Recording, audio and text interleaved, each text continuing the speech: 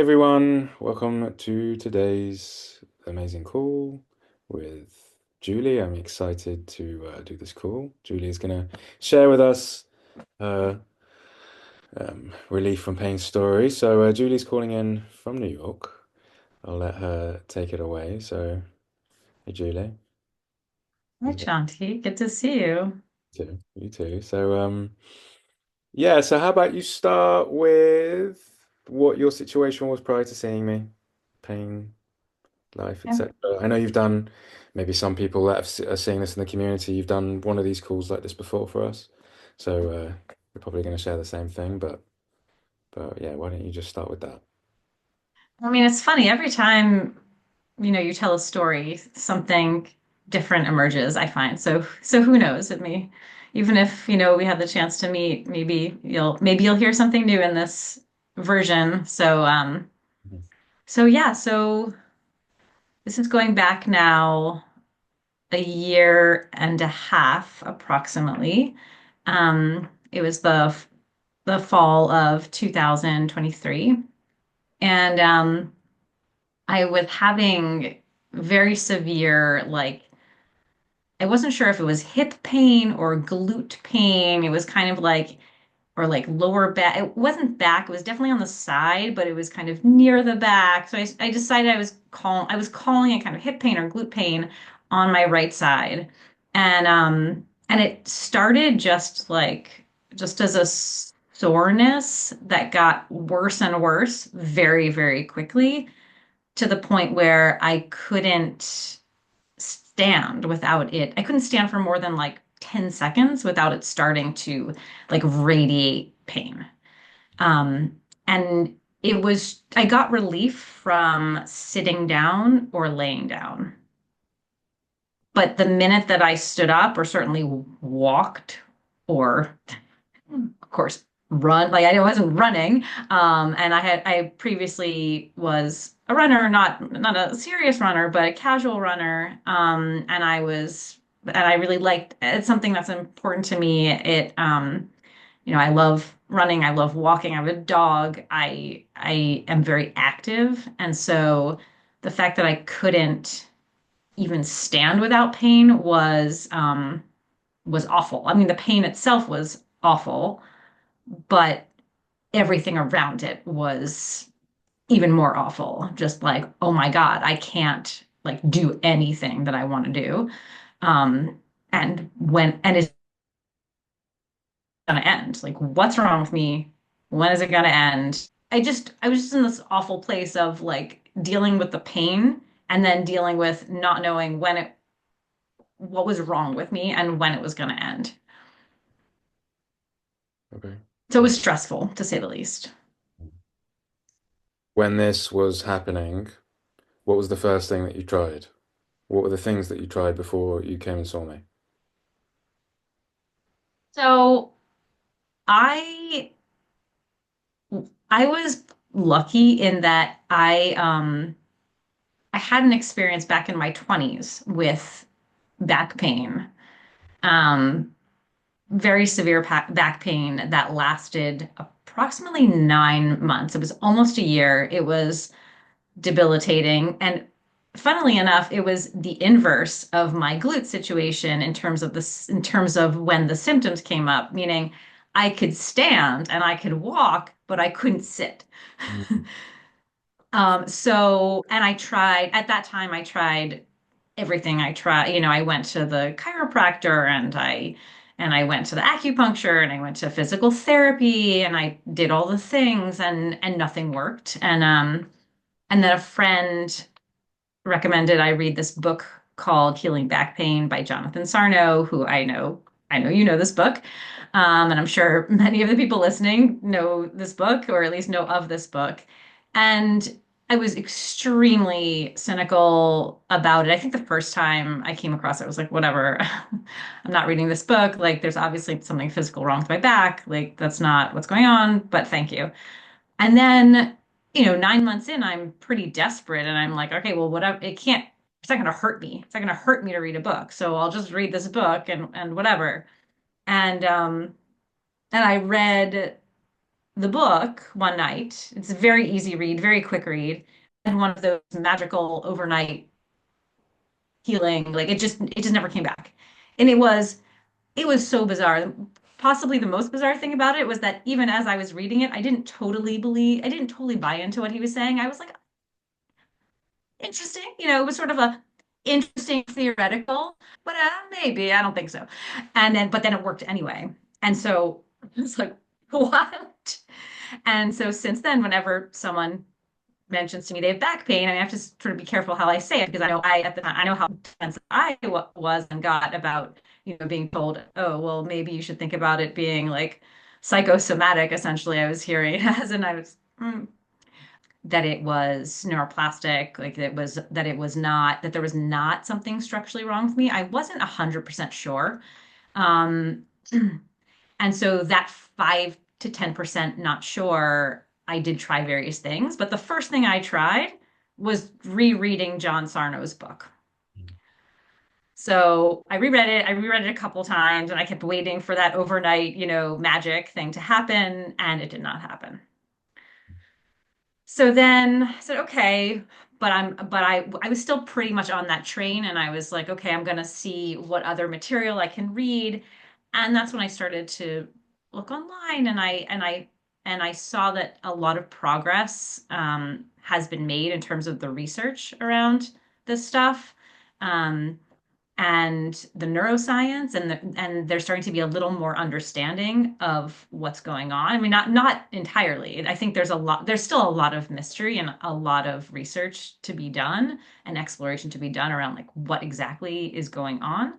Um, but there I found Curable website and app, and I listened to all the podcast episodes. I listened to the healing stories, everything from migraines to back pain, all kinds of ailments. There wasn't specifically like a hip or glute situation, I don't think, but still it was parallel stuff. And I listened to all of those. I listened to interviews with various experts, physical therapists who work with this angle, and and psychotherapists and pain people. And I listened to all of them, and they were fascinating. um, but it it didn't. But I was still in the same situation, meaning I wasn't cured from listening to the podcasts the way I was with my back pain, essentially. And so then I was like, okay, well, maybe I should consider the possibility that there is something structural going on. I mean, I had started running a little more. Maybe my body couldn't handle it. Like maybe I have a tear, or maybe I started spinning. Like maybe there's something wrong. Maybe I tore something. Um, So I went to a doctor, like a sports medicine doctor. But I was very careful to preface it because I know from what I learned, I know that people can have, something wrong with this vertebra or that, and it can look like a certain thing on the X-ray, but that certain thing does not correlate necessarily to pain. I mean, if you look at someone without pain, over the course of their year, there's, degeneration in your bones or whatever. I mean, I don't know the technicalities, but these are all sort of normal. There are a lot of normal variations, not normal degeneration that's not associated with pain, right? So when I walked into the office, I prefaced my visit with, listen, I'm pretty sure this is a psychosomatic situation. I'm pretty sure nothing's wrong with me. I just want to double check. I just want to make sure nothing's broken. Can you just tell me if there's a hairline fracture? If there's not a hairline fracture, like I'm good to go. I just want like needed that um definitive. Now I'm telling this story, and that might have been after I already met you, but so I can't remember exactly the timeline. I might have seen them twice. In any case, he didn't even take an X-ray. He sort of, moved me around a little. He asked how much I was running. I was like, I think I went up to, 10, 12 miles a week. And he's like, you're good. You know, you don't have a fracture, you know.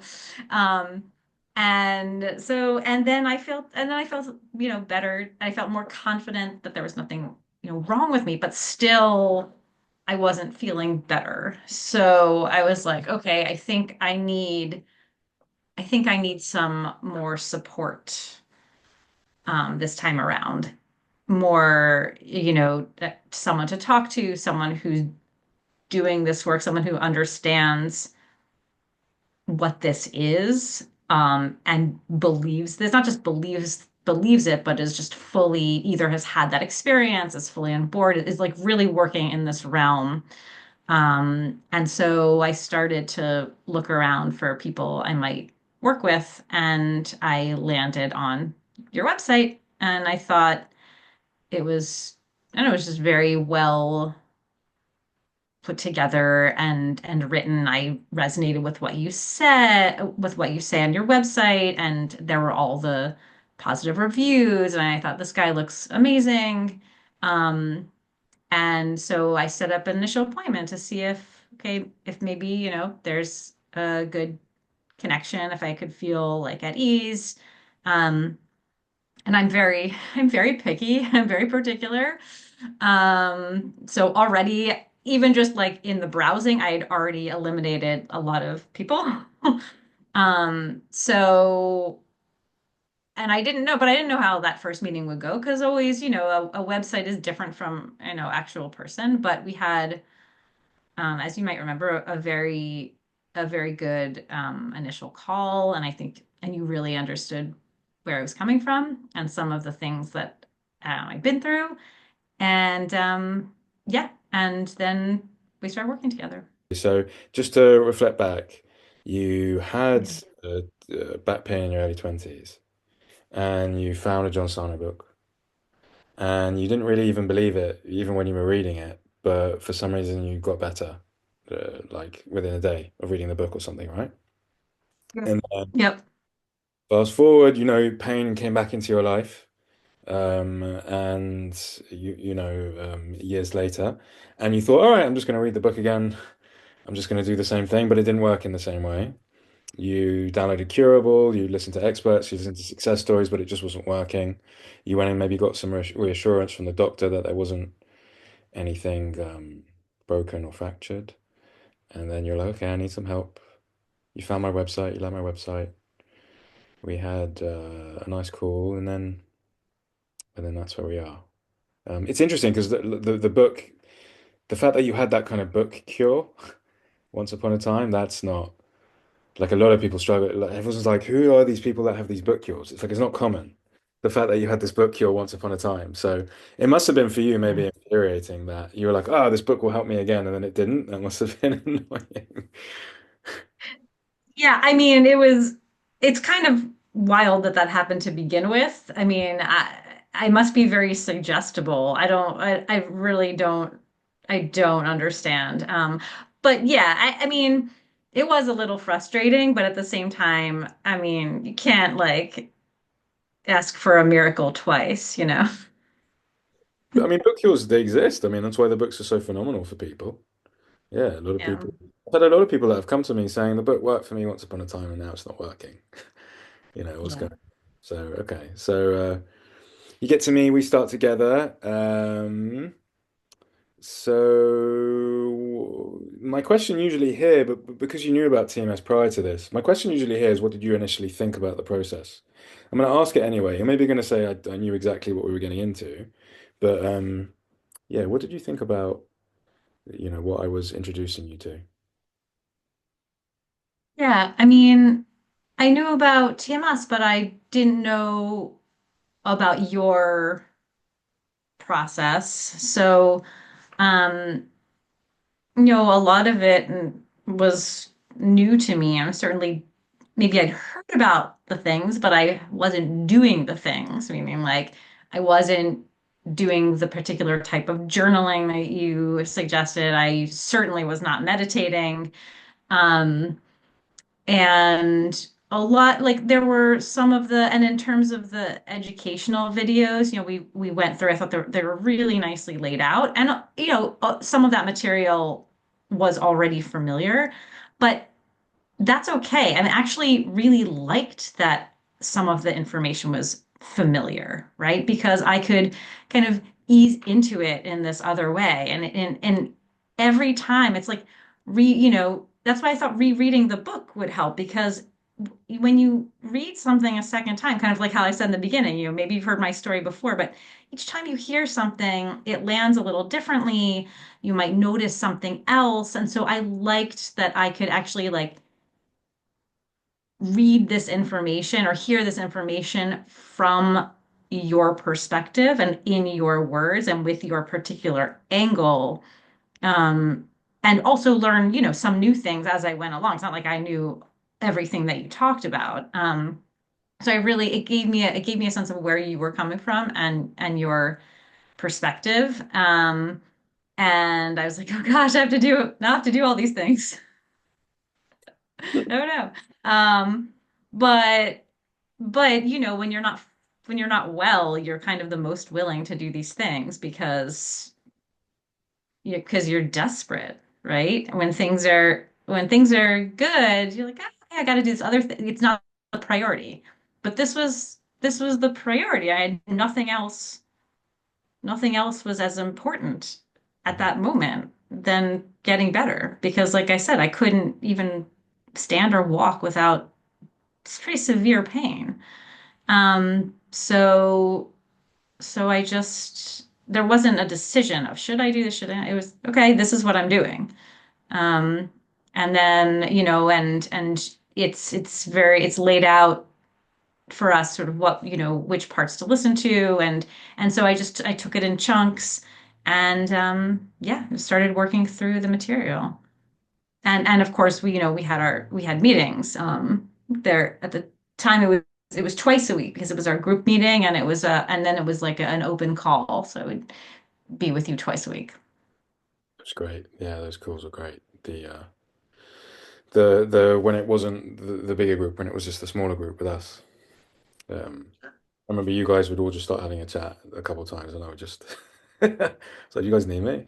You're like, I'm gonna keep the Zoom room open. I'm just gonna go, Yeah, do my dishes and you guys are just chatting.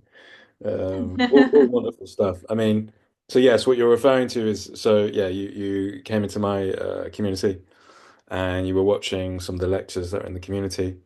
So you were watching those and having to do the things. It is one of those things where like it's very obvious meditation and journaling is going to be a part of most pain relief processes. Um, Most of us wouldn't do those practices if it wasn't for some sort of struggle, right? We would do it. We're doing it because we want a different outcome in our lives. It's not like, I don't know, even though it's difficult to learn an instrument or skill, there just seems to be like a more enjoyable outcome from that. Whereas most of us come to meditation and journaling because we're struggling, you know? So I get it. I get it. I know I tell people and they're like, oh, okay, like I'm gonna have to learn to meditate and journal. I get that. Yeah. Yeah, entirely. So okay, so we yes, you were in the group, you watched the lectures, you came to the calls. What were some of the things, if anything, that you struggled with? You know, we can get onto, I know you had some up and down moments. Talk to me about that. I mean, I struggled with the meditation because um it doesn't come to me naturally and it's not where I orient. The journaling was a lot easier. I already have had something of a journal practice, not the same type of journaling, but I'm a writer in part, and so it just that writing is just a more natural um, outlet. And meditation, focusing is hard, and I just didn't know what I just don't have background. Like I didn't have any background with it at all. So I didn't know what I was supposed to do. So it was very helpful to have a guided meditation because otherwise I'd just be like, okay, sitting here and closing my eyes and focusing on my breath. And okay, I'm gonna, you know, listen to a podcast now. Um, so so that was a challenge, and I would say I didn't fully get there. I didn't fully get to like having daily meditation practice, for months on end. I just didn't. But but I did try it and I did do it for stretches. And I do think it was one of the things that helped me. And certainly the journaling, I think was. And in terms of the struggles on the physical level, um, say it was about, I'm trying to remember exactly the timeline. It was probably something like 3 to 4 weeks after we started working together. I don't know if you, does that sound right to you? That Probably. I, 'Cause it was because we were together for like 3 or 4 months, weren't we? So yeah, I'd say let's just say it was around then. 4 weeks, 6 weeks. so okay, yeah, 4 weeks, somewhere in there in the beginning-ish era, I got better. Um, I, yeah, something shifted, and I was so relieved. And I was walking without pain, and I even, I was like, can I go on a run? And I think I went on a couple jogs, and I was thrilled. And I think, a couple of the other people in the group, they wanted to hear my story, and I think they got a lot of, they were excited for me and really supportive.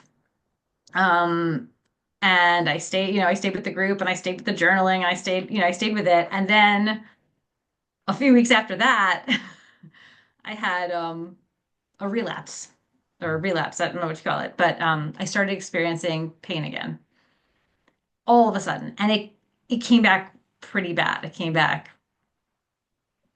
yeah, just as bad as it had been. It wasn't like, oh, I feel it a little, but it's mostly going away. No, it was like screaming at me again. And it was very hard to not feel anxious at that time and to go, spinning like, oh, the frustration. I was there, and what happened? What happened? And I remember you were just very calm. You didn't seem worried at all. You probably weren't worried at all. You're like, it will leave again, and I don't need to figure it out immediately. I don't need to do anything. Um, I don't need to work harder. I don't need to, do this other thing, change this. I just needed to continue what I was doing and relax into it, meaning like not, I know it's hard. It's easier said than done. And you didn't say it like this, but like, not, don't stress. Don't stress over it. Like the more the more, Chill out. yeah, the more I realized that if I became obsessed with it and started thinking about it all the time, I'm just creating more tension, right? But that's really hard not to do. Um, but but because I was already in process, because I already had this supportive group, it was a lot easier to not spin out of control. I was like, okay, I've built this, community. Not I didn't build it, but meaning like I have invested in this community, in this process. These people are here for me, just as I've been here for them, showing up for a month when I was feeling fine. I could have just like bailed at that time, but I didn't, and I stayed with it also because it was enjoyable. Um, and you were really there for me when I had that relapse, which lasted, I think, 2 weeks, 3 weeks, not super long, a month tops. And the initial pain, by the way, lasted, it must have been 3 to 4 months. Because I didn't contact you immediately. So the entire stretch of that first round was about 4 months, I think. And then the relapse was more like 2 or 3 weeks. And then it went away again. It just wasn't there. And that was, I guess, last April. So, and it's now March. So it's almost a year, almost my year anniversary of no, um, of no glute pain. And by the way, and I did ramp up the running and, I ran a half marathon in December, which I'd never done, and I'm like very physically active. I'm teaching a fitness class. I'm like very happily um, physically active with no issues at all. I rarely remember, unless I'm actively thinking about this episode. I mean, I don't remember. My body doesn't remember that I had pain there. It's just, yeah, I don't think about it. What were then in that sense then? Okay, so there's a couple of things I want to reflect on here. Um, First, you mentioning kind of the meditation and journaling. You had more of a proclivity to the journaling than to the meditation, and it's great that you brought that up because people come in to this process and they think it has to look a certain way for everyone. Everyone has to come in with the same sort of stuff, and the same process works for everyone. It's not really the case. Like when I was struggling with pain, meditation was more my thing than the journaling, even if meditation and journaling aren't your thing, there's still ways that we can, find to really sit with what's arising for you. So I'm glad you brought that up and you were quite candid about that. And obviously, you said, you came to the meditations, the guided meditations, they still help somewhat, but journaling was your thing. Can you recall in that, but I know it's a year ago, but can you recall in that like relapse type moment some of the epiphanies that you may have had? You said that I was very calm. You said that it was nice to have the support. I know I'm asking for a year ago. We've only organized this now. Um, yeah. Um, as my brain is racking, like as I'm like there, I do remember an epiphany. I do remember having an epiphany, but it needs to like get recalled in my brain. But while it's maybe like churning, I will say that one of the epiphanies in terms of the process for me was the freedom to journal about something in a manner that recognizes that what you're feeling in this moment is simply what you're feeling in this moment. It's simply one aspect of you that's feeling something in this moment.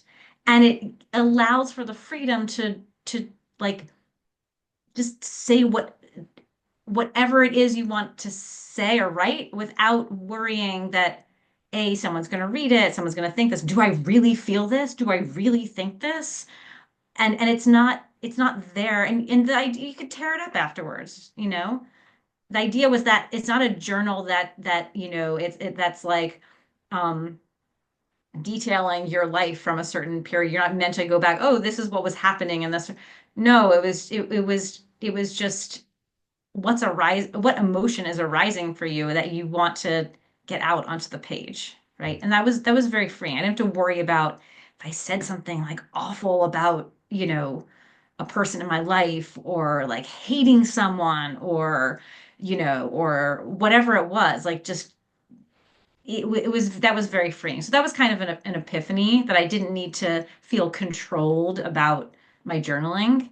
Um, and then Oh, I remembered an epiphany. The epiphany was that I have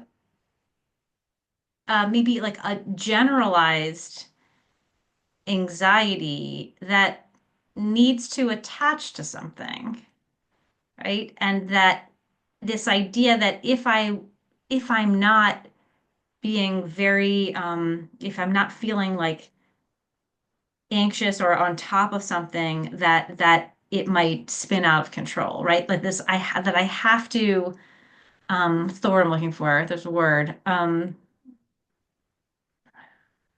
vigilance. Mhm. That if I'm not vigilant, something's going to unravel, right? And so always needing to be vigilant about something and hold something tightly, Mm. right? That was kind of an epiphany, like whether it's results in hip pain or, or back pain or anxiety or some other issue in the body or the mind. It's stemming from this generalized anxiety that kind of places itself on something. Interesting. Yeah, really interesting. So it's almost as if the mind it needs to be vigilant in order to be safe. Even though it's not a safe experience, it somehow had learnt that it needs to be vigilant about something to feel safe. Exactly. Like it thinks that it needs to be vigilant in order to be safe. But of course, that's not true. But yeah, it learned that. It Yeah. learnt that. And where we could fully go into the why, like where that may have come from. Because something interesting that people they come to see me also, there's this theory that you have to have had like deep, massive traumas in your past in order to develop chronic pain as an adult. Mm. And even though having deep traumas in your past, means you're more likely to have it, it doesn't necessarily have to be the case. I had a lovely childhood and, still had really bad chronic pain. So, Yeah. Yeah. I mean, I know where it came from, I think. And I also had, a good, childhood with some issues, but just not traumatic and overall very positive childhood. But my both my mother and my mother's brother, so my uncle, they both had cancer at a very young age. They were both like 19 or 20. And my mother was, as it was called, very vigilant about, how she felt. And she went to the doctor right away when she wasn't feeling well. mm, And she lived. And my uncle wasn't vigilant and he died. wow. Right. So growing up, there was this idea like you need to always be vigilant about your health, or maybe you have to be vigilant about everything because otherwise something bad's going to happen. Yeah, wow, okay. And suddenly, you caught yourself in a moment of being with that part of you, and you suddenly recognize, oh, this is a learnt behavior. This isn't necessarily true. Wow, yeah. Amazing. And in that way, I mean, it's very difficult when someone's struggling with their symptoms to consider this. Your symptoms came into your life to help you, teach this part something new. Um, my role as a facilitator, it seems as if I'm trying to take people's suffering away. It isn't really. I try and I teach people to lean into what's arising for them so they can learn the lessons that their pain is trying to teach them. And for one Mhm. person like you, it was maybe I don't need to be so vigilant. Maybe that was a learned behavior, maybe there doesn't have to be something going wrong. For someone else, it could be they're putting a conversation off or their career or some emotion they're not letting themselves feel. So, yeah, that's a major epiphany, and your pain came to show you that, you know. Does it feel like that now? I mean, obviously at the time it was just annoying. Um, I have a slightly different perspective on it, meaning I don't know that the pain came to me to show me that, but I do think that I got to see that because of the pain, right? So it's a slightly different take on what you're saying. I mean, I think the pain came to me because there was significant stressors in my life at that time. Um, and I think my body just couldn't handle it, right? Mm, It was too much for me to absorb. And so it came out in pain. This is theories, right? So that's my theory. And but right, like what we can then learn from our predicaments. Yes, I think I know that I learned so much and gained so much from having been in that place, and getting and going through it for sure. Yeah, wonderful. Okay, so great. So yes, in summary, you had pain in your 20s. You were able to get through it by reading a book, John Sarno's book. Wonderful books. Later on, pain came back, tried to do the same, didn't quite work, needed a bit more support. The pain, I don't know if you quite went into it, like the extent to which it was debilitating. Obviously, running was something you wanted to do. I guess you couldn't run, you couldn't do the things that you wanted to do. Uh, Yeah. Dishes. I mean, standing to do dishes was hard because standing was hard. yeah, yeah. It's so intriguing how you said in your 20s it was you couldn't sit, and then later on it was you couldn't stand. It's funny how it just I know. like, what's going on? And now Uh, running off marathons, doing what you want to do. Uh, yeah. You're a fitness instructor. Is it fair to say fitness instructor? What would you call it? Les Mills? Yeah, yeah. Yeah. Boot, it's like a boot camp type fitness thing. And is there anything else that you wanted to share? Anything else that you think would be good advice for people Mm. on this in this process? Um, I mean, I guess the only thing I would say is that I can remember that feeling of desperation and not knowing. It's so hard to be in that place when you're like, is this ever going to go away? And just not knowing, not knowing well, what's wrong, not knowing how to fix it. And I know it's so hard to be in that space and maybe like lose faith that something could change. And I still struggle with that, with the idea that things change, right? Of course, we know this intellectually, things change. But sometimes when I feel stuck or in a certain place, I'm like, nothing ever changes. Nothing's going to change. This is how it's going to be forever, right? And it's just not true. It's just not true. Um, but I know that that's a very, very difficult place to be in. And I guess I would encourage everyone to stay with it, um, and not, and try not to like have a certain idea about how it's going to unfold.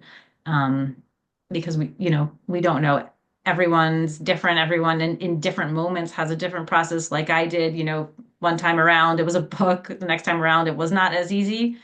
Um, and I'm just, I'm grateful for where I am now. And also, I know that could change. And if and when it does, I hope I have the skills, the mental skills to be with it and see what I can learn that round.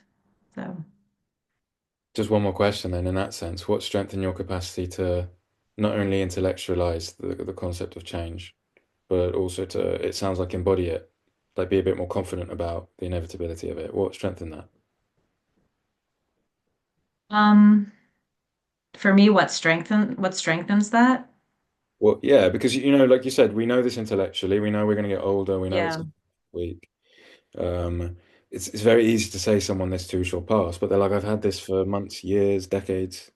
It hasn't passed so far. Why is it suddenly going to be true? Can you recall what strengthened your capacity to believe that is the word? Yeah. Um,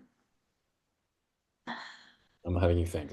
I mean, yeah, I mean, I don't remember exactly, but I do know something that did a little bit help, which is if there was any slight change with my physical pain, ever so slight, I would kind of focus on that.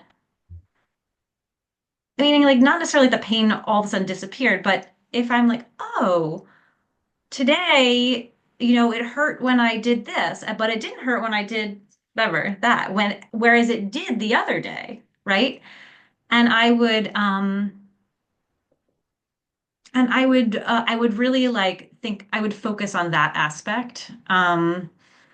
And yeah, I don't know if that's helpful. I know it's extremely like physical and tangible, but perhaps, just noticing the small changes that are already occurring could like give folks confidence that yeah, that change is already happening, right? And then there's constant change and that yeah, it's already there. Oh, wonderful. There's no right answer here, whatever whatever works for the individual, So yeah, certainly with the process when we notice things moving around, depending on who you have around you to tell you this or that, it's good that you went, oh, okay, I guess it's moving, I guess. Something's happening, something's changing. If it can move, then maybe it can pass. Yeah. Wonderful. Okay. Anything else you wanted to share today? That's it. Thanks, Jonty. Pleasure. Well, thank you for doing this again. You've listened to some of these stories. I'm sure it's really going to help a lot of people listening to your story. Really, really wonderful to see anyone get through this in the way that you have. Committing yourself to coming even when you were to the group calls, even when you were better. It was really wonderful.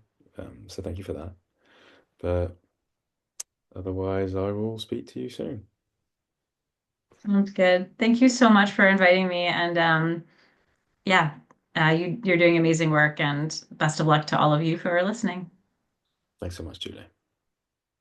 Bye. Bye.